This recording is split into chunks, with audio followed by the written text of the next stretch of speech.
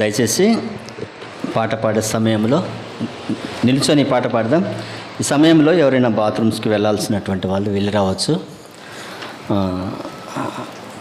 దయచేసి బ్రదర్స్ గమనించండి, మీకు బాత్రూమ్ ఇక్కడ గెస్ట్ రూమ్ లోపల ఉంది, దయచేసి దాన్ని ఉపయోగించుకోనండి.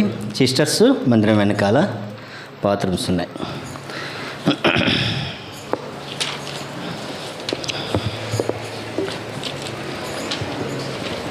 పాట సంఖ్య 270. వింటిమయ్య నీ స్వరము, కంటిమయ్య నీ రూపం.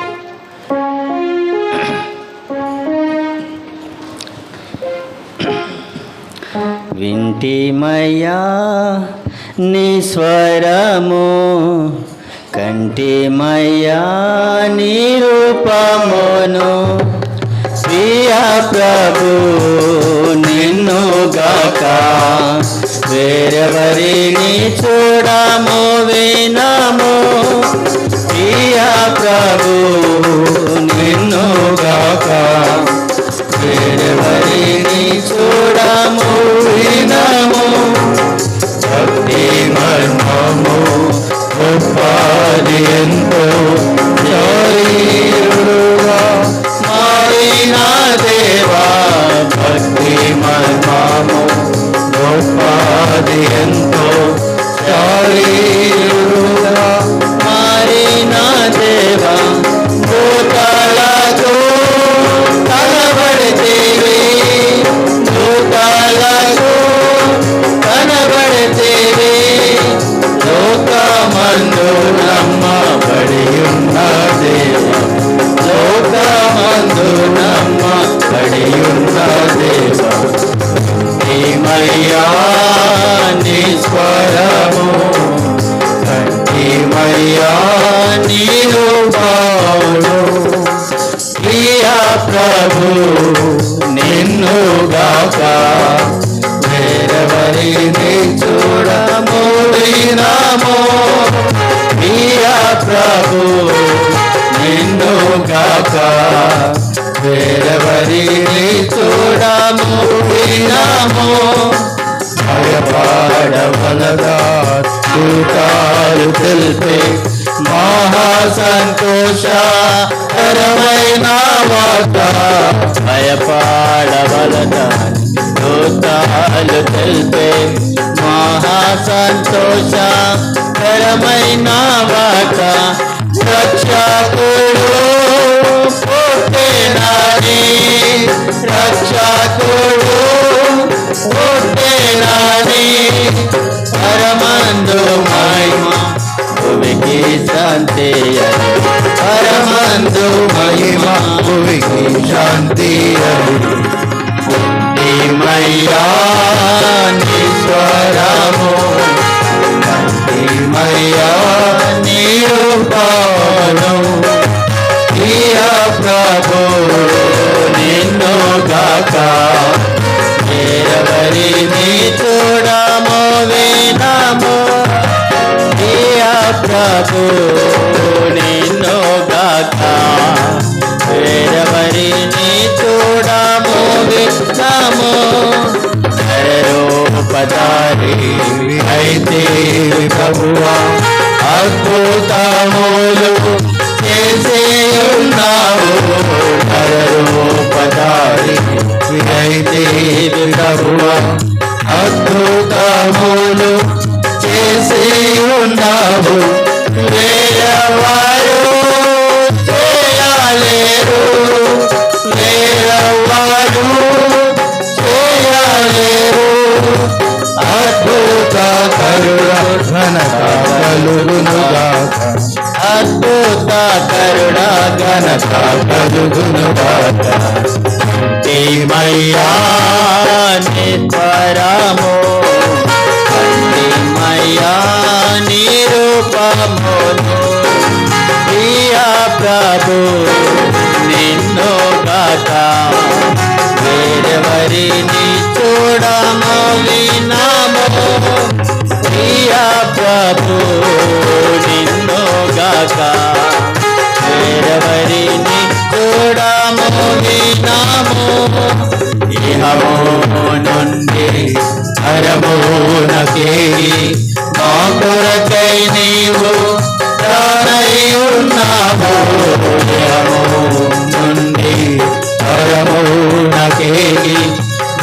కొరకై నీవు రానయ్యున్నావు. ఆనందముతో కనిపెట్టెదము, ఆనందముతో కనిపెట్టెదము. అది ఎందే నిరీక్షణ కలిగి స్తుతింతు, అది ఎందే నిరీక్షణ కలిగి స్తుతింతు. మయ్యా నీ స్వరము మయ్యా నీ రూపమును ప్రియ ప్రభు నిన్ను గాక వేరెవరిని చూడము వినము. ప్రియ ప్రభు నిన్ను గాక వేరెవరిని చూడము వినము.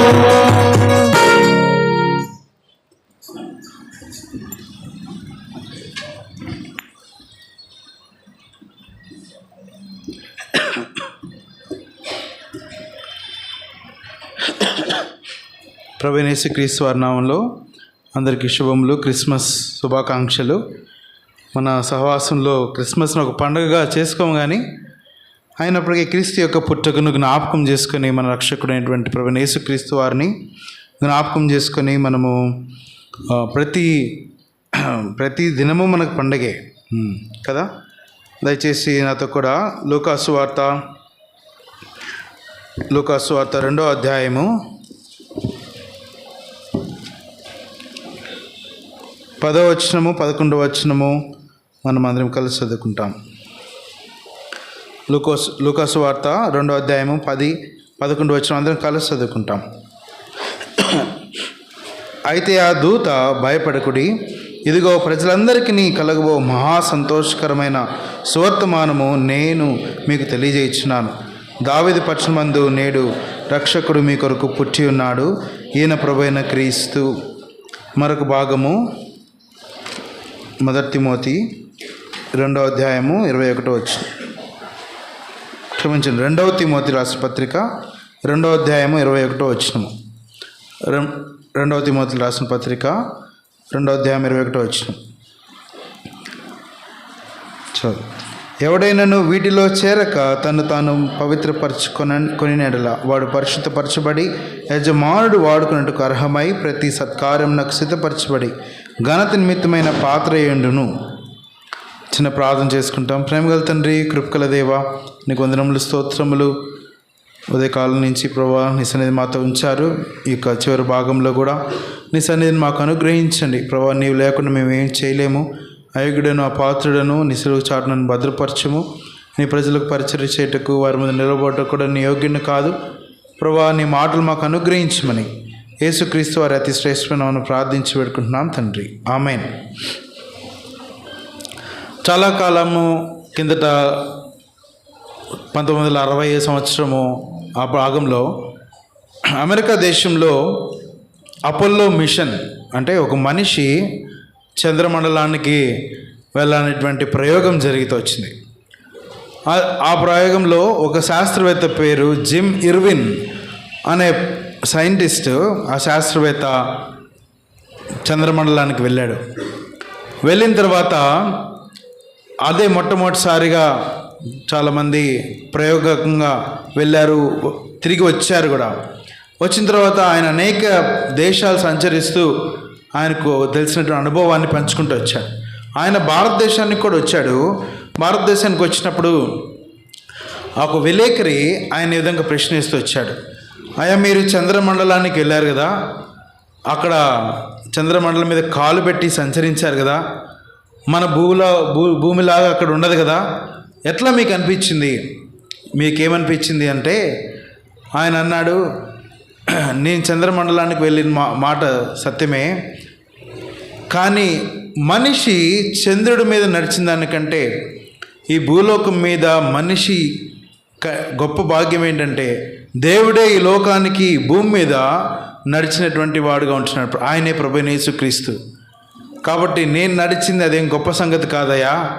ఈ లోకంలో 2000 సంవత్సరాల ముందే ఒక దేవాది దేవుడు ప్రభువైన యేసుక్రీస్తు వారు ఆ అంతరిక్షం నుంచి, పరలోకం నుంచి దిగి వచ్చి ఈ లోకంలో సంచరించాడు. అది ఇంకా గొప్పదైన సంగతి. అదే క్రిస్మస్. కాబట్టి క్రిస్మస్ అంటే ప్రభువైన యేసుక్రీస్తు వారు పరలోకం నుంచి దిగి మన కొరకు ప్రేమగా, బహుమానముగా, ఎంతో శక్తిగా, వెలుగుగా ఈ లోకంలోకి పుట్టడమే క్రిస్మస్.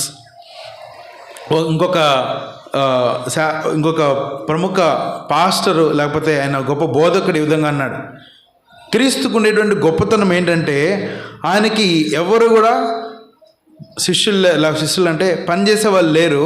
అయినా కూడా ఆయన ఏమని పిలుస్తూ వచ్చారంటే యజమానుడా అని పిలుస్తూ వచ్చారు. ఆయన దినాల్లో ఆయనకి ఏమాత్రము విద్య లేదు. ఆయన ఏమన్నారు, టీచర్ లేకపోతే బోధకుడు అని పిలుస్తూ వచ్చారు. ఆయన దినాలు ఆయన దగ్గర ఏమాత్రము మాత్రలు, మందులు లేవు. అయినా కూడా ఆయన్ని ప్రజలు ఏమన్నారు, వైద్యుడు అంటే వచ్చారు. ఆయన దగ్గర ఒక్క ఆర్మీ కూడా లేదు, ఒక్క సైనికులు కూడా లేరు. అయినా కూడా ఆయన ఏమన్నారు, రాజు అన్నారు. రాజులు ఆయనకి భయపడ్డారు. ఇంకా ఆయన ఏ యుద్ధం కూడా చేయలేదు, కానీ ప్రపంచాన్ని ఆయన జయించాడు. ఇంకా చూస్తే ఆయన ఒక అంతఃపురంలో ఒక గొప్ప భవంతుల్లో కూడా ఆయన ఎక్కడ నివసించలేదు. అయినా కూడా ఆయన ఏమన్నారంటే అందరూ ప్రభు ప్రభు అంటూ వస్తూ వచ్చారు. అంత మాత్రమే కాదు, ఆయన ఒక దేశాన్ని కూడా ఏలలేదు, కానీ ప్రజలందరూ ఆయన్ని రాజు అంటూ వచ్చారు. చివరిగా ఆయన ఒక్క నేరం కూడా చేయలా. అయినా కూడా ప్రజలు ఆయన్ని సిలువ వేశారు.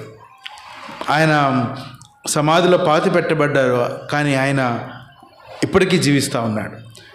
కాబట్టి క్రీస్తు యొక్క జీవితం ఎంతో ప్రాముఖ్యమైనది, ప్రత్యేకమైనది. నేనే మార్గమును, సత్యమును, జీవమును అని చెప్పడానికి క్రీస్తు ఒక్కడే అర్హుడు. కారణం ఏంటంటే క్రీస్తు యొక్క జన్మము ఎంతో ప్రత్యేకమైనది. ఆయన యొక్క జన్మము వంటి జన్మము ఈ లోకంలో, ప్రపంచంలో ఎవరికి లేదు. కన్యక మరియ గర్భాన పుట్టుకొచ్చాడు. అదొక మిరాకిల్, లేకపోతే అద్భుతము. ఎవరికి కూడా జరిగించబడలేదు. అంత మాత్రమే కాదు, ఆయన ఈ లోకంలో మనిషి స్వరూపంలో ఉండి కూడా, పాప శరీరాకారంతో ఉండి కూడా పాపము చేయకుండా వచ్చాడు. అంత మాత్రమే కాదు, ఆయన నోటి నుండి వచ్చే దయగల మాటలు అయితేనేమి, ఆయన నోటిలో కపటం లేదు. ఆయన ఏ పాపం ఎరగనివాడు, పాపం చేయనివాడుగా వచ్చాడు. ఆయన యొక్క జీవితము, ఆయన యొక్క మరణము ఎంతో ప్రత్యేకమైనది. ఆయన యొక్క భూస్థాపన ప్రత్యేకమైనది. ఆయన పునరుద్ధానం ప్రత్యేకమైనది. అందుకే క్రీస్తు అసమానుడైనటువంటి దేవుడుగా మనకు ఉంటున్నాడు.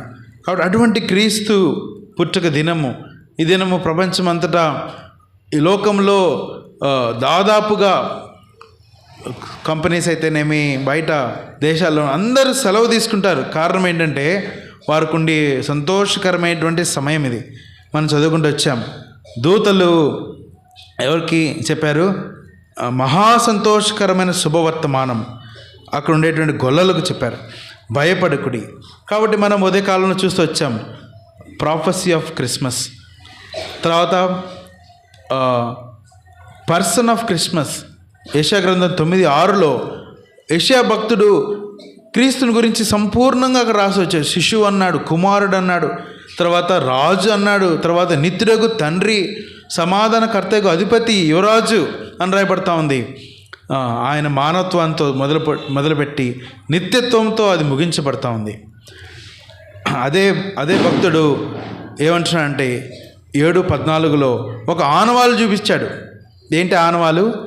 కన్యక గర్భవతి కుమారుడు కనుడు, ఆయనకి మీరు ఇమ్మానుయేల్ అని పేరు పెట్టుదురు. కాబట్టి క్రిస్మస్ మనకి జ్ఞాపకం చేసేది ఏంటంటే ఒక వాగ్దానం జ్ఞాపకం చేస్తూ ఉంది. ఏంటి ఆ వాగ్దానం అంటే చూడండి, అదే చదువుకుంటూ వచ్చాం. 2వ అధ్యాయం 10వ వచనము, లూకాసు వార్త 2వ అధ్యాయం 10వ వచనము. భయపడకుడికి, ఇదిగో ప్రజలందరికీ కలగవో మహా సంతోషకరమైన సువర్తమానము నేను మీకు తెలియజేయించున్నాను. కాబట్టి దేవుని యొక్క ఉద్దేశం ఏంటంటే భయపడకుడి. ఈ లోకంలో ప్రభువైన యేసుక్రీస్తు వారి దగ్గరికి వెళ్ళి, అయ్యా మీరు ఎందుకు వచ్చారు, ఈ లోకానికి ఎందుకు వచ్చారు, వచ్చిన ఉద్దేశం ఏంటి అని అడిగితే బైబిల్ గ్రంథంలో చాలా ఉంటున్నాయి కదా. పాపులను రక్షించుటకు ప్రభువైన యేసుక్రీస్తు వారి లోకంలోకి వచ్చారని రాయబడుతుంది. 1 తిమోతి 1వ అధ్యాయం 15వ వచనంలో కూడా పాపులను రక్షించుటకు క్రీస్తు యేసు నరుడు ఈ లోకంలోకి వచ్చిన మాట నమ్మదగిన పూర్ణాంగీకారం నాకు యోగ్యమైనదే ఉన్నది. తర్వాత నశించిన దాన్ని వెదకి రక్షించుటకు నేను వచ్చా అంటున్నాడు. తర్వాత నేను లోకమునకు వెలుగుగా ఉండటకు వచ్చా అంటున్నాడు. తర్వాత మనిషి కుమారుడు పరిచారము చేయించుకుంటకు రాలేదు కానీ పరిచారము చేయుటకు ఆయన ఈ లోకానికి వచ్చా అంటున్నాడు. ఇంకా ఆయన చూస్తే నేను ఆరోగ్యం గలవారిని పిలవ రాలేదంటున్నాడు, అనారోగ్యంగా ఉన్న వారిని పిలవడానికి వచ్చా అంటున్నాడు. నేను నీతిమంతుల కొరకు రాలేదంటున్నాడు, పాపుల కొరకు వచ్చానంటున్నాడు. తర్వాత అనేకమైనటువంటి సందర్భాలు ఉంటున్నాయి. ఆయన ధర్మశాస్త్రాన్ని నెరవేర్చి ఈ ధర్మశాస్త్రం నుంచి మనిషిని విడిపించడానికి ఈ లోకానికి వచ్చా అంటున్నాడు. అయితే ఈ యొక్క సమయంలో అవన్నీ చూసుకునే సమయం లేదు, కానీ 3 విషయాలు మనం చూస్తాం. ఈ క్రిస్మస్ మనకి ఇచ్చేది ఏంటంటే భయపడకుడి అనే వాగ్దానం. ఎందుకు ఈ జనన విధానం అంతా చూస్తే 4 వ్యక్తులు ఉన్నారు. మొట్టమొదటిగా చూస్తే జకర్యా ఎక్కడున్నాడు? ఆ ధూపవేదిక దగ్గర ఉన్నాడు, పరిశుద్ధ స్థలంలో ఉంటున్నాడు, యాజక ధర్మం జరిగిస్తూ ఉంటున్నాడు, దేవునికి ధూపం అర్పిస్తూ ఉంటున్నాడు. దూత ప్రత్యక్షమైనప్పుడు ఏమైపోయాడు? భయపడిపోయాడు. తర్వాత ఎలిజబెత్ తను కూడా భయపడిపోయింది. తర్వాత మరియా తను తొందరపడింది అని రాయబడింది, కానీ భయపడలేదు. కానీ మరియా తొందరపడింది. తర్వాత ఇక్కడ గొల్లలు వారు కూడా భయపడుతూ వచ్చారు. కారణం ఏంటి? వారికి అప్పటి వరకు 400 సంవత్సరములు దేవుని మాట ప్రత్యక్షమరుట అరుదు. అసలు అక్కడ ప్రత్యక్షమే అవలా, చీకటి సంవత్సరాలు. మలాకి తర్వాత దేవుడు వారితో మాట్లాడడం ఆపేశాడు. ఎందుకంటే వాళ్ళు చేసేటువంటి పాపాలు, వారు దేవుని వినని కారణం బట్టి అనేక సార్లు హెచ్చరించాడు. వారిని మాటిమాటికి మీరు పాపం జోలికి వెళ్ళొద్దని చెప్తున్నప్పటికీ ప్రజలు పాపాన్నే కోరుకుంటూ వచ్చారు. చివరికి దేవుడు మాట్లాడడం మానేశారు. కోడల ఎక్కయో మేకల ఎక్కయో రక్తం చేత ఆయన సంతోషించట్లా. మనుషులు యథేచ్ఛగా పాపం చేస్తున్నారు, యథేచ్ఛగా బలు అర్పిస్తున్నారు. వాళ్ళు అనుకుంటూ వచ్చారు, బలు అర్పిస్తే చాలు దేవుడు మా పాపాలు అంగీకరిస్తారు అనుకుంటూ వచ్చారు. షిలోహులో సమూయేలు దినాల్లో ఉన్న పరిస్థితి అదే. ఆ దినాల్లో అక్కడ మందసం లేదు. మందసం ఏమైపోయింది? పట్టబడింది. కానీ జనాలైతే వస్తూ ఉన్నారు. జనాలు వస్తున్నారు, మందిరానికి బలు అర్పిస్తున్నారు, పోతున్నారు, కానీ మందసం లేదు. ఎంత విచారమైన స్థితి. దేవుడు లేడు అక్కడ. సమూయేలుని దేవుడు లేపుకున్నాడు. అదే విధానంలో ఒక రక్షకుడిని దేవుడు ఈ లోకంలోకి 400 సంవత్సరాల తర్వాత మానవ జాతిని ఉద్ధరించుటకు, ఆ చీకటిలోనున్న మానవుణ్ణి, అంధకారంలో కూరుపోతున్న మానవుణ్ణి వెలుగులోనికి తీసుకురావడానికి ప్రభువైన యేసుక్రీస్తు వారిని తీసుకొచ్చాడు. వారికి ఇచ్చినటువంటి మాట ఏంటంటే భయపడకుడి. ఈ భయం ఎక్కడి నుంచి వచ్చింది? మనకు తెలిసిందే మాట. ఆదికాండం 3వ అధ్యాయంలో మనం చూస్తే ఆదాముని అక్కడ పిలుస్తూ వచ్చాడు. ఆదమ్మా ఎక్కడున్నావు? 3వ అధ్యాయం 9వ వచనంలో చూస్తే ఆదమ్మా ఎక్కడున్నావు అంటున్నాడు. అక్కడ అప్పుడు ఆదాము అంటున్నాడు 10వ వచనంలో, అందుకతడు నేను తోటల్లో నీ స్వరం విన్నప్పుడు దిగంబరిగా ఉంటుంది కనుక భయపడి దాగుకొంటిని అంటున్నాడు. అప్పటి వరకు ఆదాముకి భయం అంటే తెలీదు కదండి. మీరు ఇంకా ముందు చదివితే అర్థమవుతుంది. ఆదాముకి ఇచ్చినటువంటి మొట్టమొదటి ఉద్యోగం ఏంటి చెప్పండి, త్వరగా ముగిచ్చేసుకుంటాం. తోటను సేద్యం చేయటము. ఇంకా ఆదాము పని ఏంటంటే పేర్లు పెట్టాలి ప్రతి ఒక్కరి. ఈరోజు మనము, మీరు యవనస్తులు నీట్ ఎగ్జామ్లో ప్రిపేర్ అవుతున్నారేమో, మీకు బయాలజీలో నేమ్స్ ఉంటాయి కదా, ఆ నేమ్స్ అన్నీ ఆదాము పెట్టినవే. ఆ పేర్లు ప్రతి వృక్ష జాతికి, ప్రతి దానికి ఆదాము పెట్టిందే.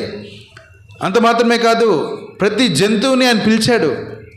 ఈరోజు మనం ఒక జంతువుని పిలవగలమా? అంటే మనిషికి భయం లేదు. అప్పుడు సింహంతైనా వ్యవహరించగలడు, దేన్నైనా సరే. కానీ ఎప్పుడైతే పాపం చేశాడో, ఎప్పుడైతే దేవునికి విధేయత చూపించలేదో, తినవద్దని పండును తింటూ వచ్చాడో, భయం తన జీవితంలో చోటు చేసుకుంటూ వచ్చింది. పాపము మనిషిని భయంతో నింపేదిగా చేస్తుంది. అదెంతో చూడడానికి అందంగా ఉంది, రమ్యంగా ఉంది, అదెంతో బాగుంది. అయితే హవ్వ దాన్ని తీసుకొచ్చింది, తిన్నది, చివరికి ఆవేదన మిగిల్చింది. ఆ భయము మనిషి జీవితంలో ఎంత భయం దాకా వెళ్ళిపోయిందంటే మరణ భయంలోనికి వెళ్ళిపోయింది. మరణ భయం ఈ లోకంలో ఎవరైనా సరే నాకు భయం లేదని చెప్పగలవాడు మరణం దగ్గరికి వచ్చేసరికి కేకలు వేయడం మొదలు పెడతారు. ఎంతో దేవుడు లేడు అని చెప్పిన వాళ్ళు ఈ లోకంలో చివరి మరణ పయ్య మీద ఉన్నప్పుడు చూసేటువంటి దేవదూతలు, లేకపోతే వాళ్ళు చూసేటువంటి ఆ దృశ్యాలు చూసి వాళ్ళు ఓర్చుకోలేరంట, ఎంతో కేకలు వేస్తారు, నన్ను తప్పించండి, నన్ను అరుస్తారు. కారణం ఏంటి? మరణ భయము, నేను చనిపోతే ఏమవుతుందో అని తెలీదు. అయితే దేవుడు ఆ భయాన్ని తీసివేయటకు ఈరోజు నీకు నాకు ప్రభువైన యేసుక్రీస్తు వారిని వరముగా, బహుమానముగా, ఒక గిఫ్ట్గా ఇచ్చాడు. క్రీస్తు యేసునందు వారికి ఏ శిక్షా విధి లేదు. ఆయన ఎందున్న వారికి ఒక నూతన సృష్టిగా ఆయన చేయబోతున్నాడని వాగ్దానం.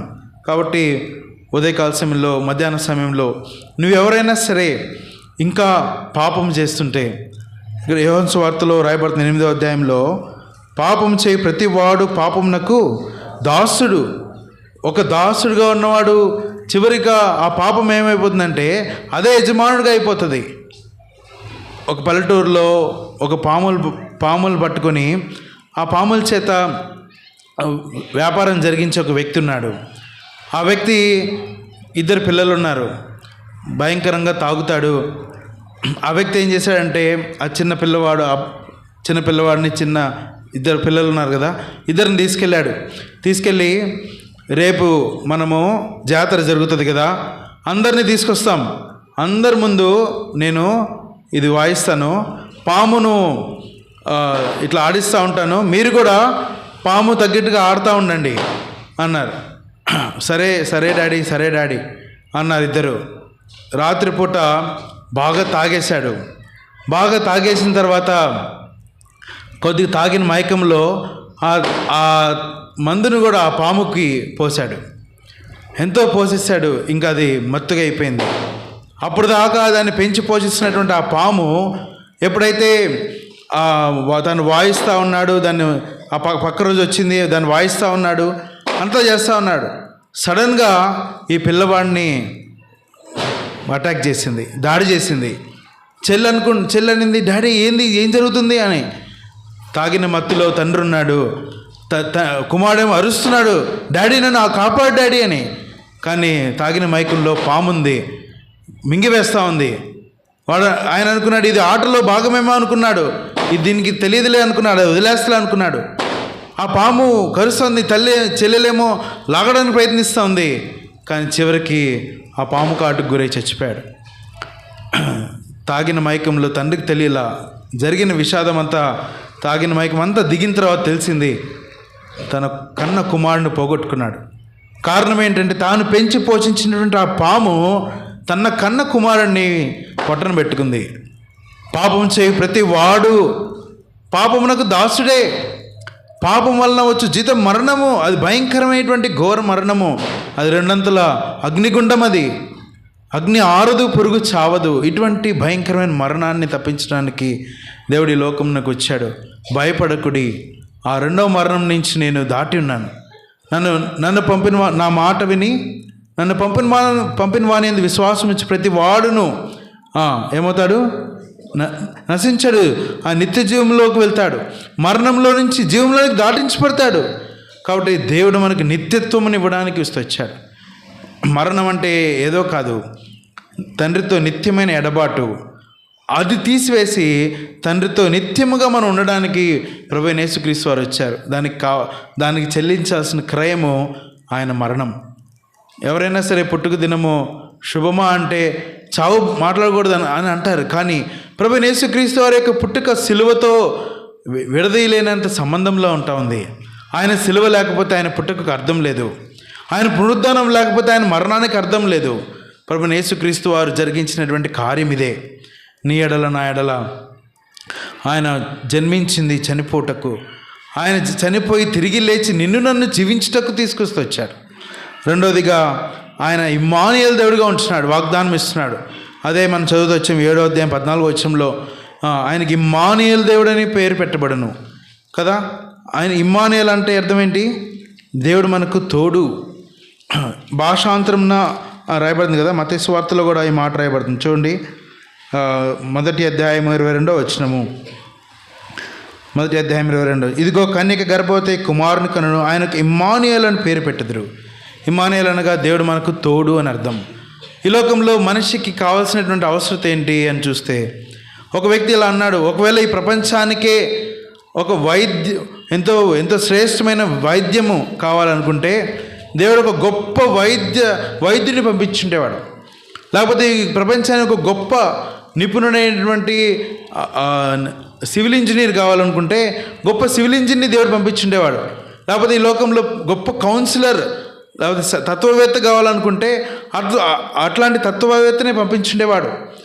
లేకపోతే ఒక గొప్ప చదువు జ్ఞానం కలిగినటువంటి జ్ఞానశాలి కావాలనుకుంటే ఒక టీచర్ని పంపించుండేవాడు. కానీ ఈ లోకంలో చూస్తే ప్రపంచం అంతట్లో టెక్నాలజీ పెరిగిపోతూ ఉంది, చదువులు పెరిగిపోతున్నాయి, విద్య పెరిగిపోతూ ఉంది. కానీ ఏం పెరిగిపోవట్లేదు? మనిషిలో ఉండేటువంటి శాంతి సమాధానం పెరిగిపోవట్లా. ఒక పక్క ఎంత గొప్పగా మనిషి టెక్నాలజీ అనుకుంటా, డబ్బు అనుకుంటా అంత పెరుగుతున్నాడో అంతే లోతుగా పడిపోతున్నాడు. ముందున్న మానవ విలువలు లేవు, ముందున్నటువంటి సభ్య సమాజం లేదు, ముందున్నటువంటి సంస్కారమైన పద్ధతులు లేదు. పేపర్ తెరిస్తే న్యూస్ వింటుంటే మనం ఏ వార్త విన్నా కూడా ఘోరమైనటువంటి వార్తలు, మన చెవులతో ఈ వార్త వింటున్నామా అనేటువంటి అసభ్యమైనటువంటి ఎప్పుడు వినని వార్తలు, అసమాధాన పరిస్థితులు. కారణం ఏంటంటే పాపము. కారణం ఏంటంటే మనిషి ఒంటరితనంగా ఉంటున్నాడు. ఇప్పుడు చాలాసార్లు మేము బెంగళూరులో కూడా చూస్తూ ఉంటాం, అందరూ ఉంటారు కానీ ఎవరితో ఒకరొకరు మాట్లాడుకోలేరు. అందరూ ఉంటారు, ఫోన్లతోనే ఉంటారు. దాన్ని ఏమంటారంటే సామూహిక ఒంటరితనం. సమాజంగా ఉంటారు కానీ వారు ఇంకా ఒంటరి వాళ్ళే. అపార్ట్మెంట్లో ఉంటారు కానీ పక్కన వాళ్ళతో మాట్లాడరు. 20 సంవత్సరాలు అయిపోతుంది, వారితో నా బాధను పంచుకునే వాళ్ళు ఎవరు లేరు అని చెప్పేవాళ్ళు ఉంటారు. చివరికి మనసులో కృంగి కృషించి ఈ జీవితం ఎందుకు అవసరం లేదని చెప్పి ఆత్మహత్య చేసుకునే వాళ్ళు అనేక మంది ఉంటున్నారు. అయితే దేవుడు కోరుకునేది అంటే, మనిషికి కావాల్సింది ఏంటంటే ఒక తోడు. చిన్నప్పటి నుంచి మనం చూస్తే బిడ్డ పుట్టగానే తల్లి స్పర్శ కోరుకుంటాడు, తల్లి కావాలని కోరుకుంటాడు. కొద్దిగా ఎదుగుతూ ఉంటే ఆ పిల్లవాడికి ఫ్రెండ్స్ అలవాటు అవుతారు. ఏమంటారు, నా ఫ్రెండ్స్ ఉంటే చాలు అనుకుంటాడు. ఇంకా కొద్దిగా ఎదిగితే వాడికి ఉద్యోగం వస్తుంది, సహచరులు ఏర్పడతారు, వారితో తోడుగా ఉంటాడు అనుకుంటారు. వాళ్ళు ఉండరు. కొన్నాళ్ళైన తర్వాత పెళ్ళి అవుతుంది, భార్య నాకు తోడుగా ఉంటుందని అనుకుంటాడు. కానీ భార్య జీవితాంతం ఉండదు. కొన్నాళ్ళ తర్వాత భార్య చనిపోవచ్చు, భర్త చనిపోవచ్చు. తర్వాత వృద్ధులైన తర్వాత పిల్లలు నా తోడుగా ఉంటారేమో అనుకుంటారు. పిల్లలు దగ్గరగా రారు. ఇంకా వృద్ధాప్యంలో నుంచి వారి చివరికి నేను ఎవరి దగ్గరికి వెళ్ళాలి, నాకు తోడు లేదే అనుకుంటే. కానీ దేవుడు కోరేది ఏంటంటే, నీ ఒంటరితనం అంతటిలో నేనున్నాను, నీకు తోడుగా నేనున్నాను, నువ్వు వెళ్ళవలసిన మార్గం అంతట్లో నేను ఉన్నాను, నీకు ముందుగా వెళ్తున్నాను. ఇశ్రాయేల్ ప్రజలకు దేవుడు ఇచ్చిన వాగ్దానం అదే. ఎంత గొప్ప దేవుడు కదా. వారికి ముందుగా దేవుడు వెళ్తూ వచ్చాడు, వాళ్ళ వెనక వచ్చాడు, వారి చుట్టూ ఉన్నాడు. ఎంత గొప్ప దేవుడు ఈ దేవుడు. మన పక్షంగా కూడా అదే చెప్తున్నాడు. ఇమ్మానుయేలు దేవుడుగా మనం వెళ్ళే ప్రతి పరిస్థితుల్లో కూడా ఆయన మనకు తోడుగా ఉండే దేవుడు. ఆయన మనకి సలహా ఇచ్చే దేవుడు. ఇదిగో నీ ఎదుట ఉన్న మార్గము సరైనది కాదు, ఇదిగో లేకపోతే కుడికి కానీ ఎడమ కానీ తిరగద్దు, దీనిలోనే ప్రవేశించు అనేటువంటి మార్గము ఆయన ఇస్తున్నాడు. ఇదంతా ప్రభువైన యేసుక్రీస్తు వారు తన ఆత్మను మనకు అనుగ్రహించడం జరుగుతూ వచ్చింది. అయితే ఈ క్రిస్మస్ దినంలో క్రీస్తు పుట్టాడు, సరే బాగానే ఉంది. 2000 సంవత్సరాలు 2025 సంవత్సరాలు అయిపోయినాయి. ఇప్పుడు ప్రశ్న ఏంటంటే, క్రీస్తు మరలా రాబోతున్నాడు. మొదటిసారిగా ప్రభువైన యేసుక్రీస్తు వారు వచ్చారు. వచ్చినప్పుడు ఏ ఆర్భాటం లేదు కదా. ఎవరికైనా తెలుసా? కేవలం ఎవరికి తెలుసు? మరియకి తెలుసు, గొల్లలకు తెలుసు, జ్ఞానులకు తెలుసు. మీరు ఈ క్రిస్మస్ సందర్భంగా ఉన్న చిత్రపటాలు కానీ ఫోటోలు చూసినప్పుడు జ్ఞానులు వచ్చి ఆరాధించడం చూస్తారు కదా. ఎక్కడ చూస్తారు? శిశువుకు ఆరాధిస్తున్నారా లేదా? కానీ అది నిజమంటారా? వాస్తవానికి మొట్టమొదటిగా దేవుడు గొల్లలకి కనిపించాడు, అంటే దేవదూత. వారు వచ్చి శిశువుగా ఉన్నప్పుడు ఆరాధించారు. కానీ జ్ఞానులు ఎప్పుడు వచ్చారు? 2 సంవత్సరాల తర్వాత వచ్చారు. 2 సంవత్సరాల తర్వాత యేసుక్రీస్తు వారు పెరుగుతూ ఉన్నాడు, అప్పుడు వచ్చి ఆరాధించారు. ఎందుకంటే వారు ఆ నక్షత్రాన్ని చూసుకుంటూ వచ్చారు. వారు ఎంతో దూరం నుంచి రావాలి, వారి ప్రయాస ఎంతో గొప్పది, వారు వెంటనే రాలా. అర్థమవుతుందండి చెప్పేది? కాబట్టి అయితే విషయం ఏంటంటే, తలంపు ఏంటంటే, జ్ఞానులు ప్రభువైన యేసుక్రీస్తు వారి దగ్గరికి రావడానికి ఏం అవసరం వచ్చింది వాళ్ళకి? ఒక నక్షత్రాన్ని పట్టుకుంటూ వచ్చారు. కానీ ప్రశ్న ఏంటంటే, గొల్లల దగ్గరికి దేవదూత వచ్చాడు. వచ్చినప్పుడు వారికి కూడా చెప్పారు, ఏమని? పొత్తిగుడ్డలతో చుట్టబడిన ఒక శిశువు మీకు ఆనవాలు. వారు ఒక నక్షత్రం ఉపయోగించలా, ఏమి ఉపయోగించలా. వాళ్ళు ఎలా వెళ్ళారు ప్రభువైన యేసుక్రీస్తు వారిని కనుక్కోవడానికి? ఉదాహరణకి మనమే ఉన్నాం అనుకోండి, కడపలో యేసుక్రీస్తు వారు పుట్టారు అనుకొని చెప్తే మనం వెళ్ళి కనుక్కుంటామా? ప్రతి ఇంట్లో చూడాలి కదా, ప్రతి ఇంట్లో ఎక్కడ పుట్టారని చూస్తాం. కానీ గొల్లలకి ఒక నక్షత్రం అవసరంలా, జ్ఞానులకు ఒక నక్షత్రం అవసరమైంది. ఇంకా జ్ఞానులు ఏం చేశారు చెప్పాలంటే, హేరోద్ దగ్గరికి వెళ్ళారు. హేరోద్ దగ్గరికి వెళ్ళి యూదుల రాజుగా పుట్టినవాడు ఎక్కడున్నాడని అడుగుతున్నారు. వాళ్ళు అడగడం బట్టి ఏమైంది? హేరోద్ ఏమన్నాడు? నేను కూడా వచ్చి ఆరాధిస్తా అంటున్నాడు. అవునా, అన్నాడా లేదా? నేను కూడా వచ్చి, నిజంగా హేరోదు ఆరాధించడానికి మనసులో ఉందా? లేదు. హేరోదిది ఒక కపటమైన ఆరాధన. హేరోది దాని హృదయంలో ప్రభువైన యేసుక్రీస్తు వారిని చంపాలని తీర్మానం తీసుకున్నాడు. 2 ఏళ్ళకి మించిన లోపల ఉన్న పిల్లలందరినీ చంపించేశాడు. అటువంటి హేరోదు వచ్చి చంపాలనుకున్న వ్యక్తి ఆరాధిస్తాను అంటున్నాడే. ఈ లోకంలో కూడా ఎట్లా జరుగుతూ ఉంది కదా, హేరోదు యొక్క ఆరాధన జరుగుతూ ఉంది. బయటకేమో అంతా బాగుంది అనుకున్నాం, కానీ లోపల ప్రభువైన యేసుక్రీస్తు వారికి స్థలం లేదు. కానీ ఈ జ్ఞానులు ఆ నక్షత్రం చూస్తే, మీరు ఇంటికి వెళ్ళిన చదివితే అర్థమవుతుంది, అక్కడ వరకు వచ్చింది కానీ అక్కడ నక్షత్రం ఆగిపోయింది. వాళ్ళు హేరోదు దగ్గరికి వెళ్తుంటే నక్షత్రం వాళ్ళని వెంబడించలా, వాళ్ళంతటా వాళ్ళు వెళ్ళిపోతూ వచ్చారు. ఎందుకు అనుకున్నారు? రాజు ఎక్కడ పుడతాడు? అంతఃపురంలో పుడతాడు. వాళ్ళు అనుకున్నారు వాళ్ళ సొంత జ్ఞానంతో హేరోదు ఇంట్లో పుట్టాడేమో అనుకుని వెళ్ళారు. చివరకు చూస్తే ప్రభువైన యేసుక్రీస్తు వారు పుట్టింది అంతఃపురంలో కాదు. ఆయన ఒక రాజుల భవంతిలో పుట్టాలనుకుంటే పుట్టుండొచ్చు, కానీ ఒక సామాన్యమైన మానవుడు, పేదవాడు, లేకపోతే ప్రతి ఒక్కరికి ప్రభువైన యేసుక్రీస్తు వారు అవసరం. ఈ లోకంలో కేంద్ర బిందువైనటువంటి బెత్లెహేంలో ఆయన పుట్టాడు. ఈ లోకంలో ప్రతి మానవానికి ప్రవక్త అన్నాడు, మనకి శిశువు పుట్టానన్నాడు. అంటే ప్రవక్తకి ప్రభువైన యేసుక్రీస్తు వారు కావాలి, గొల్లలకు కావాలి, జ్ఞానులకు కావాలి, ఇంకా ప్రతి ఒక్కరికి కూడా ప్రభువైన యేసుక్రీస్తు వారు కావాలి.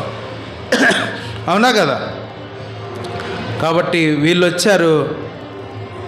హేరోద్ దగ్గరికి వెళ్ళి రెండు సంవత్సరాలు లోపల ఉండే వారిని అంతా చంపేయడానికి అవకాశం వచ్చింది వీరి వల్ల. ఇప్పుడు ప్రశ్న ఏంటంటే, మొదటి కొరింథీయుల్లో రాసిన పత్రిక అక్కడ రాయబడుతుంది ఏంటంటే, జ్ఞానులను సిగ్గుపరచుటకు దేవుడు ఎవరిని ఏర్పరచుకున్నాడు? వెర్రివారిని ఏర్పరచుకున్నారు. గొల్లలు వెర్రివారు కదా, వారికి ఏం తెలీదు. జ్ఞానులు చేయలేని పని గొల్లలు చేస్తూ వచ్చారు. జ్ఞానులు వెళ్ళలేని, వాళ్ళు స్వతహాగా వెళ్ళలేని దాన్ని గొల్లలు వెళ్తూ వచ్చారు. కారణం ఏంటంటే, గొల్లలు వాళ్ళంటే, ఇది మనకి ఊరికే గొల్లలు అనుకుంటున్నాం కానీ చరిత్ర చెప్పేది ఏంటంటే, ఈ గొల్లలు ఎవరంటే ప్రభువైన యేసుక్రీస్తు వారికి అక్కడ మందిరంలో బలి అర్పించడానికి గొర్రెలను మేపుతున్నారు. ఆ గొర్రెల్లో ఏ కల్మషం ఉండదు, ఎటువంటి మచ్చ ఉండదు, ఎటువంటి డాగ్ ఉండదు. అటువంటి గొర్రెలను వాళ్ళు మేపుతా ఉన్నారు, రాత్రి కాలంలో మేపుతున్నారు, దేవుని పనిలో ఉన్నారు. కాబట్టి దేవుడు వారికి ప్రత్యక్షమయ్యారు.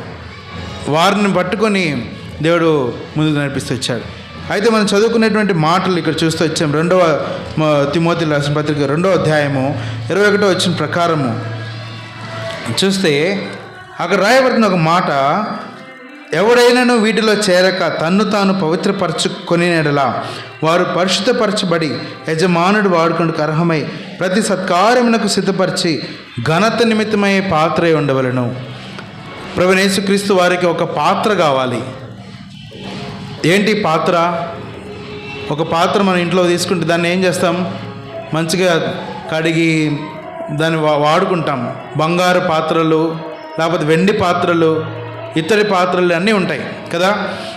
అయితే ఇప్పుడు తలంపు ఏంటంటే, ప్రభువైన యేసుక్రీస్తు వారు మొట్టమొదటిగా ఈ లోకానికి వచ్చినప్పుడు ఆయన ఒక పాత్రని ఎన్నుకున్నాడు. ఎవరి పాత్ర? పరిశుద్ధమైన పాత్రను ఎన్నుకున్నాడు. ఎవరినంటే ఎవరిని ఎన్నుకోలా. ఎవరి పాత్ర అంటే మరియా కదా. కన్యక మరియా, ఆమె కన్యక.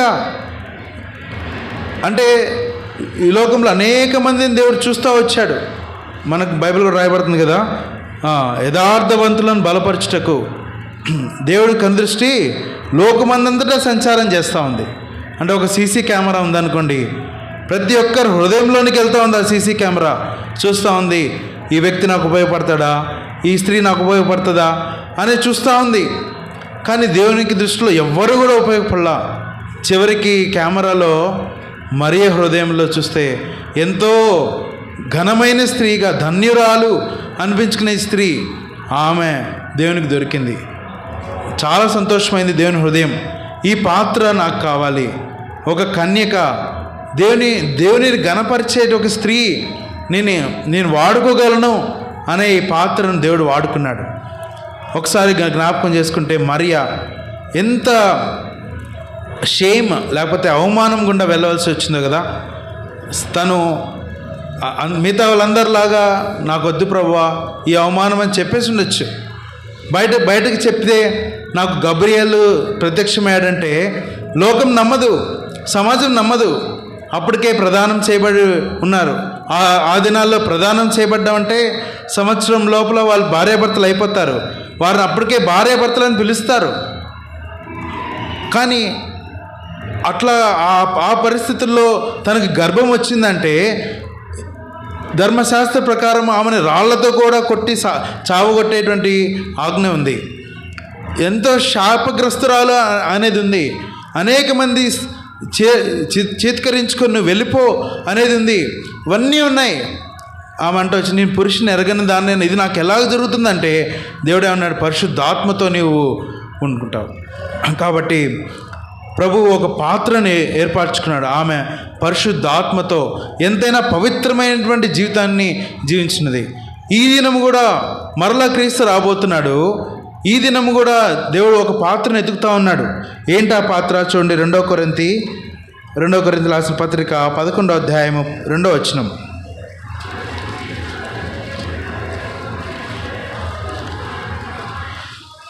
దేవాశక్తితో మీ ఎడల ఆసక్తి కలిగి ఉన్నాను. ఎందుకనగా పవిత్రులైన కన్యకగాను ఒక్కడే పురుషునికి అనగా క్రీస్తునకు సమర్పింపవలనని మిమ్మల్ని ప్రదానం చేసి తిని కానీ. కాబట్టి ఈ దినం కూడా దేవుడు ఏం కోరుతున్నాడు? ఒక కన్యకైన సంఘాన్ని కోరుతున్నాడు. పౌలు యొక్క మాటలు ఇక్కడ చెప్తున్నాడు. ఏమంటున్నాడు? పవిత్రురాలైన కన్యకగా ఒక్కడే పురుషునికి అనగా క్రీస్తునకు మిమ్మల్ని సమర్పించాలని కోరుతున్నాడు. కాబట్టి మన జీవితంలో మరియ వలె పరిశుద్ధపరచబడేటువంటి స్థానంలో నేను పరిశుద్ధపరిచి కలిగి ఉన్నాను, నాలో ఏ అపవిత్రత లేదు, దేవా నన్ను వాడుకో అనేటువంటి మాటలు మనం చెప్పగలమా? అంతా బాగుంటుంది, క్రిస్మస్ జరుపుకుంటాం, కొత్త బట్టలు, మంచి వంటకాలు, బిర్యానీలు, విందులు అన్నీ ఉంటాయి. కానీ దేవుడు కోరుకునేది ఏంటంటే నీ ద్వారా ఈ లోకమునకు క్రీస్తును ప్రకటించబడాలి. నీ ద్వారా క్రీస్తు నీ లోకంలోకి రావాలి. మొదటిసారి ఆయన వచ్చాడు, అయిపోయింది. రెండవసారి ఆయన రాబోతున్నాడు. ఆయన ఆర్భాటంతో వస్తాడు, ప్రధాన దూత శబ్దంతో వస్తాడు. మొదటిసారిలాగా ఆయన మౌనంగా రాడు, ఎంతో గంభీరంగా వస్తాడు. ఈసారి మొదటిసారి వచ్చినట్లు చిన్న పశువుల పాకలో పుట్టడానికి ఆయన రాడు, తీర్పు తీర్చడానికి వస్తాడు. అయితే కన్యకైన సంఘంగా ఒక్కొక్కరం కన్యకలుగా ఉంటే పవిత్రమైన మనస్సాక్షి కలిగిన వారు ఆయనకు కావాలి. రెండవ పాత్ర ఆయన కోరుకుంది ఎవరంటే బాప్తిస్మిచ్చి యోహాను. బాప్తిస్మిచ్చి యోహాను ఈ లోకానికి రాక మునుపు దేవుడు యెషయా భక్తుడు ఆయన ముందుగానే చెప్తూ వచ్చాడు. ఏమని? ప్రభు అయిన యేసుక్రీస్తు వారికి ఒక మార్గం సరళం చేయడానికి ఇంకొక ప్రవక్తను ఎన్నుకుంటాడని ఆయన ప్రభు యోహాను భక్తుని గురించి రాస్తూ చూడండి. ఆయన గురించి ఏముంది? యోహాను సువార్త 1వ అధ్యాయం 23వ వచనము. యోహాను సువార్త 1వ అధ్యాయం 23వ వచనం. అందుకతడు ప్రవక్త అయిన యెషయా చెప్పినట్టు, నేను ప్రభువు త్రోవ సరళము చేయుడి అని అరణ్యంలో ఎలుగెత్తి చెప్పు ఒక శబ్దము అని చెప్పాను. కాబట్టి దేవుడు రాబోతున్నాడు. ఆయనకి మార్గంగా ఎవరున్నారు? బాప్తిస్మిచ్చి యోహాను ఉన్నాడు. ఆయన తను ఎలా పరిచయం చేసుకుంటున్నా అంటే నేను కేవలం ఒక శబ్దాన్ని ఇప్పుడు నేను మాట్లాడుతున్నాను, ఈ శబ్దం ఒక మాట మాట్లాడితే అది ఎంతవరకు ఉంటుంది? కొద్దిసేపే ఉంటుంది, మీరు వింటారు, అది అయిపోతుంది. ఆ శబ్దం అంతరించిపోతుంది. అయినా కూడా ప్రభు యేసుక్రీస్తు వారికి ఒక మార్గాన్ని చూపించడానికి ఒక శబ్దంగా తను ఉంటూ వచ్చాడు. తన జీవితం ఎంతో క్లుప్తమైనది. బాప్తిస్మిచ్చి యోహాను యొక్క జీవితాన్ని పరిశీలించినట్లయితే అదెంతో శ్రేష్టమైనదిగా ఉంది కదా. తన ప్రభువుకు ఒక మార్గాన్ని తీసుకురావడానికి తను ఎంతైనా సరే మండుచున్న దీపము వలె ఉంటూ వచ్చాడని రాయబడతా ఉంది. ఆయన వెలుగుగా ఉంటూ వచ్చాడు. అంటే దేవుని కోసం వెలగాలని, అనేక మందిని దేవుని దగ్గరికి తీసుకురావాలని ఆయన ఉంటూ వచ్చాడు. దేవుని త్రోవలను సరళం చేయాలని, ఇంక చివరికి ఎవరి పరిసయ్యులని, సదుకేయులు వాళ్ళని కూడా వస్తే ఏమన్నాడు? సర్ప సంతానమా అంటున్నాడు. ఇదంతా జ్ఞాపకం చేసే సత్యం ఏంటంటే ఏలియా యొక్క ఆత్మ బాప్తిస్మిచ్చి యోహానులో ఉంది. అంటే ఏ మాత్రము ఈ లోకానికి లేకపోతే పద్ధతులకి వంగిపోయే వ్యక్తి కాదు, వాటికి కలిసిపోయే వ్యక్తి కాదు. దేవుని కార్యములు ఎంతైనా సరే ఆసక్తితో చేసేటువంటి వ్యక్తి. రెండోదిగా దేవుడు కోరుకునే పాత్ర ఎవరంటే మనలో ఆసక్తితో మండేటువంటి జ్వాలతో దేవుని ఈ లోకంలోకి మార్గం సరళం చేసే వ్యక్తులుగా ఉండాలని, పాత్రలుగా ఉండాలని దేవుడు కోరుతున్నాడు. చూడండి, యోహాను సువార్త బాప్తిస్మిచ్చి యోహాను చూస్తే తన యొక్క లైఫ్ స్టైల్ అంతా వేరుగా ఉంటుంది కదా. ఎలా ఉంటాడు? సమయం లేదు లోపలికి వెళ్ళడానికి, తోలు దట్టి మిడతలు తినేవాడు, అడవి తేనె. తన యొక్క జీవిత విధానం అంతా ప్రత్యేకమైనది. అయినా కూడా ఈ లోకంలో మనల్ని కూడా దేవుడు కోరేది ఏంటంటే లోకంలో ఉన్నట్లు మీరు జీవించకండి, లోకం నాకు వేరే ఉండాలి, లోకంలోకి వెలుగుగా ఉండాలి. అందుకే యోహాను సువార్త చూడండి 6వ అధ్యాయంలో ఏమన్నాడు దేవుడు? యోహాను సువార్త 6వ అధ్యాయము 46వ వచనము.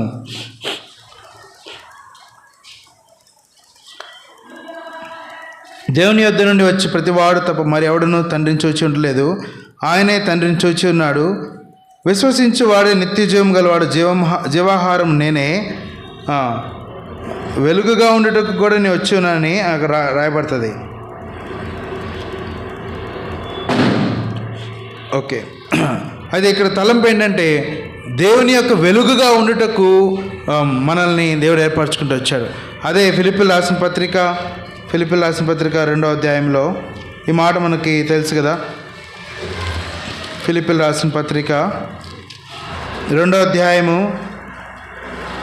14-16 నేను చదువుతున్నాను, గమనించండి. మీరు మూర్ఖమైన వక్ర జనము మధ్య నిరపరాధులను, నిష్కలంకులను, అనుందులైన దేవుని కుమారులగునట్లు సనుగులను, సంశయములు మాని సమస్త కార్యములు చేయడి. అట్టి జనముని మధ్య మీరు జీవవాక్యమును చేతపట్టుకుని లోకముందు జ్యోతుల వలె కనబడుచున్నారు. అందువల్ల నేను వ్యర్థముగా పరిగెత్తలేదనియు, నేను పడిన కష్టము నిష్ప్రయోజనం కాలేదనియు క్రీస్తు దినమున నాకు అతిశయ కారణం కలుగును. కాబట్టి దేవుడు కోరేది ఏంటంటే వక్రమైన జనాంగం మన మధ్య ఉన్నారు. వారందరి మధ్యలో మనం ఎట్లా ఉండాలని కోరుతున్నా అంటే జ్యోతుల వలె. లోకంలో స్టార్స్ పెట్టుకుంటారు, క్రిస్మస్ స్టార్స్, కానీ దేవుడు కోరుకునేది ఏంటంటే నిజముగా జ్యోతి వలె మన హృదయంలో అది వెలుగుతూ ఉందా? దేవుని యొక్క వెలుగు మన హృదయం వెలుగుతూ ఉందా, ప్రకాశిస్తూ ఉందా? పౌలు అదే అంటాడు, తన యొక్క వెలుగు క్రీస్తుని చూసినప్పుడు ఆ వెలుగు ప్రకాశమానమైన వెలుగు చూసా అంటున్నాడు. మన జీవితంలో అటువంటి వెలుగుందా? కేవలం క్రిస్మస్ రోజే, కేవలం పండగే, కేవలం ఆదివారం క్రైస్తవులే అట్లానే ఉంటే వెలిగే క్రైస్తవులుగా లేము. మనం మండే క్రైస్తవులుగా లేము. దేవుని కొరకు ఒక అగ్నితో ఎంతైనా సరే శక్తితో పనిచేసే వాళ్ళంగా లేవు. నువ్వు వెచ్చగానే ఉండు, లేకపోతే చల్లగానే ఉండు. నులివెచ్చగా ఉంటే ఆయన తన నోట నుండి ఉమ్మివేస్తాడు అంటున్నాడు. కాబట్టి బాప్తిస్మిచ్చి యోహాన్ని దేవుడు వాడుకున్న పాత్ర, నిన్ను నన్ను ఈ అర్హమైన పాత్రగా వాడుకోవాలని కోరుతున్నాడు. మూడవదిగా చూస్తే యోసేపు తన భూలోకంలో తను ఆమెను అవమానపరచకుండా వదిలేద్దామని అనుకున్నాడు. కారణం ఏంటి? సమాజానికి భయపడుతూ వచ్చాడు. చూడండి, మత్తయి రాసిన సువార్త 1వ అధ్యాయంలో 19వ వచనం. ఆమె భర్త అయిన యోసేపు నీతిమంతుడై ఉండి ఆమెను అవమానపరచకర నొల్లక రహస్యముగా ఆమెను విడనాడ నిర్దేశించెను. ఈ సంగతుల గురించి ఆలోచించుకుంటుండగా ఇదిగో ప్రభుదూత స్వప్నమందు అతని ప్రత్యక్షమై, దావీదు కుమారుడైన యోసేపు. చూడండి, ఈ మాట రాయబడుతుంది, దావీదు కుమారుడైన యోసేపు. అందరికీ ఈ మాట చెప్పలా కదా, ప్రభువైన యేసుక్రీస్తు వారి గురించి దావీదు కుమారుడా అంటూ వచ్చారు. యోసేపు గర్భంలో నుంచి, అంటే తన యొక్క వంశంలో నుంచి రాబోతున్నాడు కాబట్టి ఈయన కూడా దావీదు కుమారుడని అనిపించుకున్నాడు. కారణం ఏంటి? దేవుడు మరియని ఎతికినట్లు యోసేపును కూడా వెతికాడు. అందరిని ఎతికినప్పుడు యోసేపు కనపడ్డాడు. నిజంగా యోసేపు నీతిమంతుడని రాయబడతా ఉంది. కాబట్టి దేవుడు ఒక నీతితో కూడిన పాత్రను కోరుకుంటున్నాడు. రెండవ రాకడలో ప్రభువైన యేసుక్రీస్తు వారు వస్తున్నప్పుడు నువ్వు నేను ఎట్లా జీవించాలి? పౌలు అంటాడు, నీతిని భక్తిని వెంటాడు అంటాడు. మన జీవితంలో మనం మత్తయి 6:33లో కూడా మొదట ఆయన రాజ్యమును నీతిని వెదకుడి అంటున్నాడు. మనము వేటిని వెతుకుతున్నాం.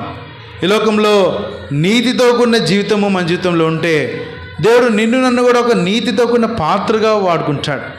కాబట్టి నాలుగవదిగా చూస్తే జకర్యా, ఎలిజబెత్ వారు లూకాసు వార్తలో మనకి పరిచయమే. లూకాసు వార్త అక్కడ చూస్తాము. అక్కడ 7వ వచనంలో, ఎలిజబెత్ గొడ్రాలైనందున వారికి పిల్లలు లేకపోయిరి, మరియు వారిద్దరు బహుకాలము గడిచిన వృద్ధులైరి. బహుకాలం గడిచింది, అనేక సంవత్సరాల నుంచి వాళ్ళు గొడ్రాలు, అంటే పిల్లలు లేరు. కారణం ఏంటి? సరిగ్గా మరియకి 6 నెలల సమయం ఉన్నప్పుడు వీరికి యోహాన్ని తీసుకురావాలనే కారణంతోనే దేవుడు వీరిని గొడ్రాలుగా ఉంచుతూ వచ్చాడు. దీని అర్థం ఏంటంటే మన జీవితంలో కొన్నిసార్లు ఆలస్యం అవుతాయి. వారి జీవితం అంతా గొడ్రాలుగా ఉంటూ వచ్చారు. చివరి వృద్ధాప్యములు పిల్లలు కలాల్సిన పరిస్థితి. కానీ దేవుని కోసం వారు భద్రపరచబడుతూ వచ్చారు. దేవుని కోసం వారి జీవితంలో ఆలస్యం అవుతూ వచ్చింది. దేవుని రాకడ కొరకు వారి జీవితంలో ఆలస్యమవుతూ వచ్చింది. నేటి దినం కూడా దేవుని రాకడ ఆలస్యం అవుతూ ఉంది. ఒకవేళ నీ జీవితంలో, నా జీవితంలో కొన్ని పరిస్థితులు గుండా వెళ్తున్నావేమో, బాధలు, కష్టములు, ఇంకా ఎప్పుడు ప్రభువా తీరేది, ఇంకా ఎప్పుడు ప్రభువా నాకు జరిగేది, ఇంకా ఎప్పుడు నాకు ప్రమోషను, ఇంకా ఎప్పుడు నాకు ఉద్యోగము, లేకపోతే వ్యాపారంలో వృద్ధి ఎప్పుడు, ఇవన్నీ అనుకోవచ్చు. దేవుడు ఇంకా అనుమతించట్లేదని బాధపడుతున్నావేమో. అయితే దేవుడు చెప్పేది ఏంటంటే, నువ్వు కనుక నిజముగా ఆయన కొరకు యథార్థంగా జీవిస్తూ ఉంటే దేవుడు కొన్నిసార్లు ఆలస్యమైనా సరే తన పనిని నెరవేర్చడానికి తన కాలంలో నీకు ఇస్తాడు. కాబట్టి 4 విషయాలు చూస్తూ వచ్చాం. మొట్టమొదటిగా మరియా తను ఎంతో పవిత్రమైన కన్యకగా తను సమర్పించుకుంది. నేటి దినం కూడా ప్రభువు సంఘం కొరకు ఒక కన్యకగా దేవుడు కోరుతున్నాడు. రెండవదిగా చూస్తే బాప్తిస్మిచ్చి యోహాను ఎంతో తీవ్రతతో కూడినటువంటి ఒక సేవకుడు కావాలని కోరుతూ వచ్చాడు. ఎంతో మండుచున్నటువంటి దీపంగా ఉండాలని, తన త్రోవను సరళం చేయాలని బాప్తిస్మిచ్చి యోహాను వాడుకున్నాడు. నేడు కూడా దేవుడు అదే వెతుకుతున్నాడు. ఎంతో ఆసక్తితో దేవుని పని చేసేటువంటి వారు నాకున్నారా లేదా? మనము అక్రమం విస్తరించు చేత అనేకుల ప్రేమ చల్లారిపోతూ ఉంది, అక్రమం విస్తరించిపోతూ ఉంది. దాని అర్థం ఏంటంటే అక్కడ చూస్తే దేవుని పనే జరిగిస్తున్నాం కానీ క్రమంగా జరిగించకపోతే అదేమవుతుంది? అక్రమమే. వాళ్ళు అంటూ వచ్చారు, ప్రభువా నీ నామం దేవుని వెలగొట్టలేదా, నీ నామం ప్రవచించలేదా అంటే ఏమన్నాడు? అక్రమం చేయవారులారా నా దేవుని పొమ్మన్నాడు. దాని అర్థం ఏంటి? దేవుని యొక్క పనిని అదే క్రమంలో మనం చేయకపోతే, చూడండి మరియా ఎంత చక్కగా తన కుటుంబాన్ని కట్టుకుందో. స్త్రీలు, లేకపోతే దేవుడు పిల్లల్ని పెంచే విషయంలో స్త్రీలకు ఇచ్చే పాత్ర ఎంత గొప్పదో. ప్రభువైన యేసుక్రీస్తు వారిని పెంచినట్లే మిగతా వారందరినీ కూడా ఆమె పెంచుతూ వచ్చింది. ఆమె తన హృదయంలో భద్రం చేసుకుంటూ వచ్చింది. ఏంటి? ఆయన తలంపులన్నీ భద్రం చేసుకుంటూ వచ్చింది. ప్రభువైన యేసుక్రీస్తు వారు మార్క్స్ వార్త 4వ అధ్యాయంలో చూస్తే ఆయన దేవాలయంలో నిల్చొని బోధిస్తూ వచ్చాడు. వారు ఆయన మాటలకు ఆశ్చర్యపోతూ వచ్చారు. ఎక్కడి నుంచి వచ్చింది? మరియ పాత్ర కూడా ఉంది. సమాజ మందిరంలోకి వెళ్ళిన ఆయన ఆ యొక్క ధర్మశాస్త్ర చుట్టలు ఆయన చదవడం ఆరంభించాడు. కాబట్టి మనం చిన్నపిల్లలకి ఎట్లా నేర్పిస్తున్నాం? వారు హృదయంలో ఏం నిండుకుంటా ఉంది, మన హృదయంలో ఏం నిండుకుంటా ఉంది? మూడవదిగా యోసేపు ఎంతో నమ్మకస్తుడిగా ఉంటూ వచ్చాడు, విశ్వాసంతో జీవిస్తూ వచ్చాడు.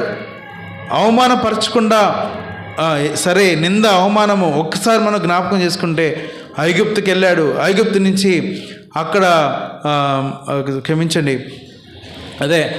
బెత్లెహేమ్కి వెళ్ళాడు. తన సొంత ఊరికి వెళ్ళాడు. అక్కడ తనకి స్థలం లేదు. మరలా ఐగుప్తుకి వెళ్ళాడు. మరలా అక్కడి నుంచి నజరేతుకు వచ్చాడు. ఎందుకు ఇదంతా నాకు ఎందుకు జరగాల అని అనుకో ఉండొచ్చు. కానీ కేవలం దేవుని నమ్మాడు. ఇది దేవుని కార్యం అన్న కారణం బట్టి నీతిమంతుడిగా జీవిస్తూ వచ్చాడు. దేవుడు ఈ దినం కూడా ఒక నీతిమంతుతో కూడిన పాత్రను ఎదుగుతూ ఉన్నాడు. ఆ నీతితో కూడిన పాత్ర నువ్వు నేనైతే ఆయన రాకడలో నిన్ను వాడుకుంటాడు. నాలుగవదిగా జకరియా ఎలిజబెత్లని జ్ఞాపకం చేసుకున్నాం. వారు కూడా వారి యొక్క జీవిత కాలం అంతా వాళ్ళు తమ యొక్క జీవితాన్ని పోగొట్టుకుంటూ వచ్చారు. కానీ వృద్ధాప్యంలో దేవుని చేత వాడబడుతూ వచ్చారు. చివరిగా ఒక ప్రశ్న, మనము అర్హమైన పాత్రగా ఉంటే, ప్రతి సత్కార్యమునకు తగిన పాత్రగా ఉంటే, మనము ఏ అపవిత్రతతో కూడిన వాటిలో చేరక ప్రత్యేకపరచుకున్న వారంగా ఉంటే, దేవుని రాకడలో రెండోసారి ఆయన రాబోతున్నాడు. వాటిలో మనము శ్రేష్టమైన పాత్రలుగా ఉంటాం. ఒకవేళ ఇక్కడ కూర్చున్న ఇంకా ఎవరైనా దేవుని ఇంకా అంగీకరించకపోతే, ఇంకా మీ హృదయం దానికి ఇవ్వకపోతే, క్రిస్మస్ అని అంతా చెప్పేది ఏంటంటే దేవునికి స్థలం ఇవ్వడి. మనము బైబిల్ గ్రంథంలో చూస్తే ఏముంటుంది? అపవాదికి చోటు ఇవ్వక అని రాయబడుతుంది. మనం దేవునికి చోటు ఇవ్వట్ల. అక్కడ సత్రంలో స్థలం లేనందున రాయబడుతుందా? స్థలం లేకనే వాళ్ళు ఎక్కడికి వెళ్ళారు? పశువుల పాకు తొట్టులోకి వెళ్ళారు. నేడు కూడా అదే సమస్య. దేవుడు వెతుకుతూ ఉన్నాడు, మీ హృదయంలో నేను పుట్టగలనా?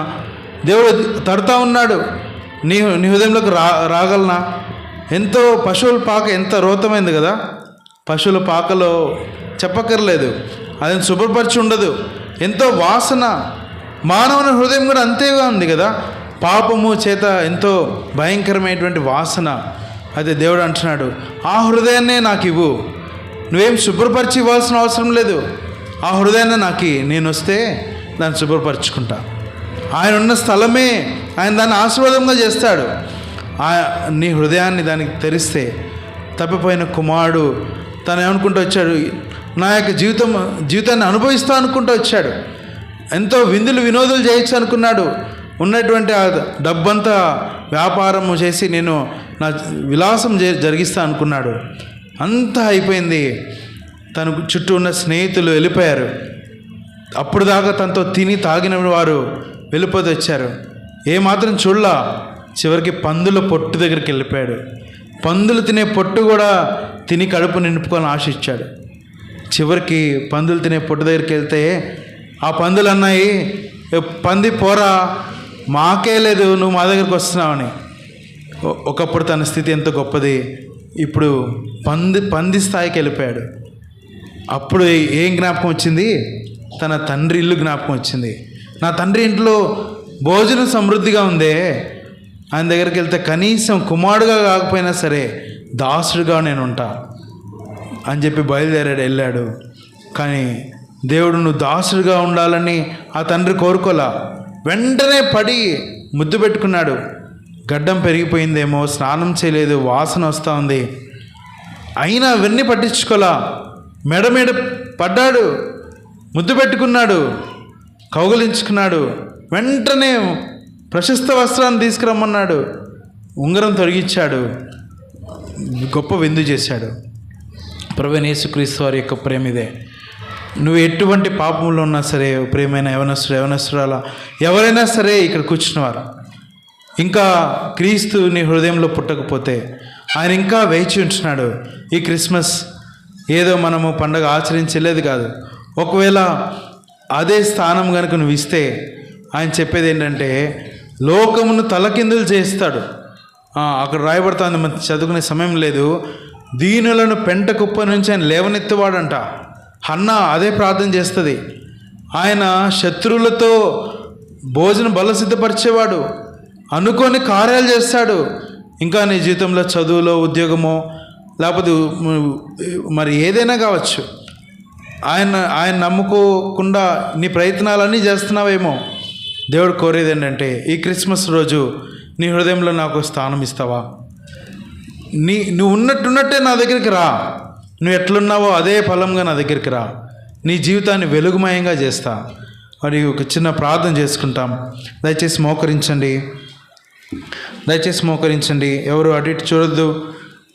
ఒక చిన్న తీర్మానంతో మనము ఇక్కడి నుంచి వెళ్దాం. ఈ క్రిస్మస్ మోకరించండి. ప్రభువైన యేసుక్రీస్తు వారు ఈ లోకంలోకి వచ్చినటువంటి దివ్య తరుణాలు. ఆ రాత్రి అద్భుతమైన రాత్రి అది. ఆయన పశువుల పాకలో పుట్టాడు. పాపమును మనిషి నుంచి దూరం చేయుటకు ఆయన పుట్టుతూ వచ్చాడు. అదే క్రీస్తు ప్రభువారు ఆ పశువుల తొట్టులో నుంచి, ఆ కలువరి శిలువలో నుంచి ఆహ్వానం ఇస్తున్నాడు. మరలా ఆయన రానవించినాడు. మేఘారూఢుడై రాజులకు రాజుగా ఆయన రాబోతున్నాడు. అప్పుడు నువ్వు నేను తాళలేము. ఇదే పాపంలో జీవిస్తే ఉండలేము. ఓ ప్రియమైన యవనస్తురాలు ఎవరైనా సరే, ఒకవేళ నీ యొక్క హృదయం ఇంకా దేవునికి ఇవ్వకపోతే, నీ హృదయంలో యేసుక్రీస్తు ప్రభువారు పుట్టకపోతే, దయచేసి ఆ రోత హృదయమే దేవునికి అప్పగిద్దాం. ప్రభువా, నా హృదయంలోకి రా. దయచేసి నన్ను బాగు చేయి. నీ ప్రశస్తమైన రక్తంతో నన్ను కడుగు. ఇక నుంచి నేను నీ బిడ్డగా ఉంటాను. ఇదిగో నీ కొరకు నేను జీవిస్తా. ఈ క్రిస్మస్ రోజు తీర్మానం చేసుకుంటా. దయచేసి నా బ్రతుకు మార్చు. నా పాపాన్ని నుంచి నేను విడుదల పొందలేను. అయితే నువ్వు ప్రభువా మార్చగలవాడు. మరియ వలె ప్రభువా పరిశుద్ధమైన కన్యకగా జీవిస్తాను. బాప్తిస్మిచ్చి యోహాను వలె ఒక శ్రేష్టమైన మండే పాత్రగా ఉంటాను. యోసేపు వలె నీతివంతమైన పాత్రగానే ఉంటాను. జకర్యా, ఎలిజబెత్ వలె నీ కొరకు వేచి ఉండేటువంటి వాడుగా ఉంటాను. ఇటువంటి తీర్మానం తీసుకో. ఇంకా ఎవరైనా సరే మీ హృదయంలో ప్రభువైన యేసుక్రీస్తు వారిని అంగీకరించకపోతే, నేడే రక్షణ దినం, నేడు రక్షకుడికి మీ కొరకు పుట్టి ఉన్నటువంటి ఆయన తృణీకరించద్దు. ఆయన నీ కొరకే పుట్టినాడు. నీ హృదయంలో పుట్టాలని వచ్చినాడు. దయచేసి ఒక చిన్న తీర్మానం తీసుకో. నీ జీవితం నిత్యత్వంలో గొప్పది అవుతుంది. దయచేసి తలలో వంచి ప్రార్థన చేసుకుంటాం. మీ హృదయంలో తీర్మానం తీసుకున్నవారు అందరూ కళ్ళు మూసుకుంటూ మీ తల పై కనపడలాగా చెయ్యి చూపించండి, కుడి చేయి. ఎవరైనా మీ హృదయంలో ప్రభువా, నా జీవితంలో నిన్ను నా ప్రభువుగా అంగీకరిస్తున్నాను అని తీర్మానం తీసుకుని ఉంటే, దయచేసి ఏమాత్రము వాయిదా వేయద్దు. ప్రభువైన యేసుక్రీస్తు వారు నీ హృదయంతో నీతోనే మాట్లాడుతున్నాడు. ఆయన ఏమాత్రం సిగ్గుపడలా. కలువరి శిలువకు వెళ్ళడానికి సిగ్గుపడలేదు. ఇంకా ఎంతకాలము వాయిదా వేస్తావు? ఎంతకాలము పాపంతో ఆటలాడుకుంటావు? ఎంతకాలము సరలే మళ్ళీ చూద్దాం అనుకుంటావు? రేపేమవుతుందో తెలీదు. పరిస్థితులు బాగాలేవు. నేడు ఈరోజు మానవుని దేవుని రాకడ ఎప్పుడైనా జరగచ్చు. నేడు అనేబడే సమయం ఉండగానే నీ తీర్మానం దేవునితో చెప్పు. దయచేసి ఇంకా ఎవరన్నా ఉంటే మీ యొక్క చేతిని కనపడలాగా చూపించండి. మేము మీకోసం ప్రార్థన చేస్తాం. ఎవరైనా ఉన్నారు బయట ప్రాంగణంలో అయినా సరే, యవనస్తులు,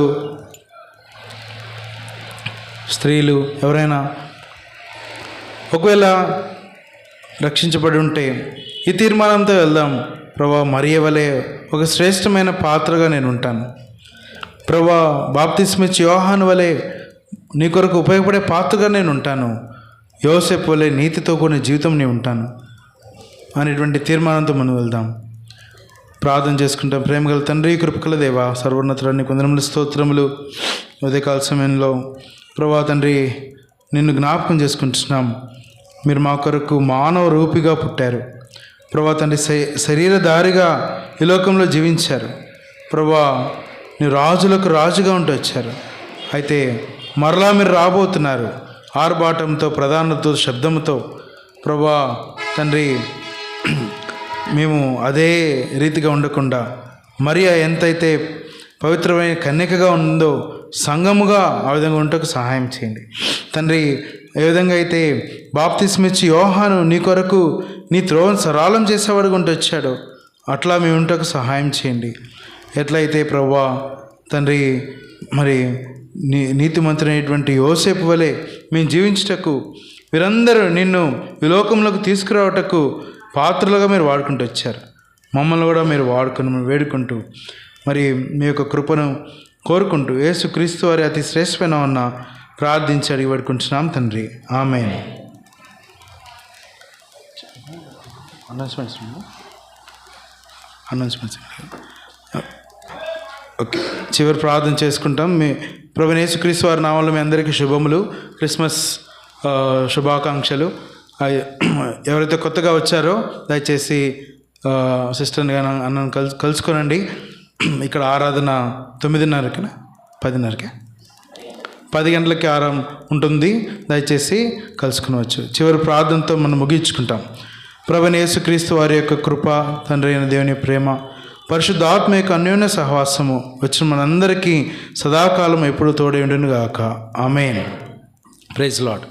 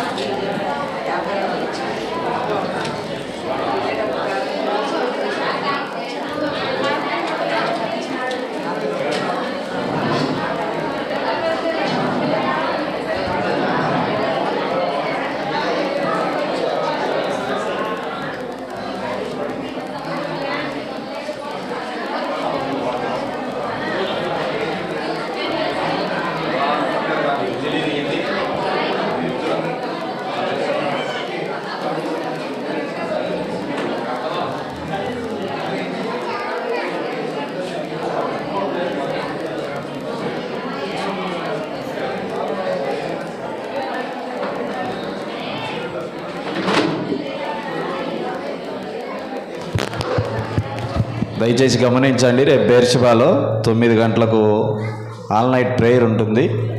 మీరు రావాల్సిన వారు అక్కకు కానీ అన్నకు కానీ చెప్పవలసిందిగా మనకు. రేపు రాత్రి 9 గంటలకు బేర్షిబాలో హోల్ నైట్ ప్రేయర్ ఉంటుంది.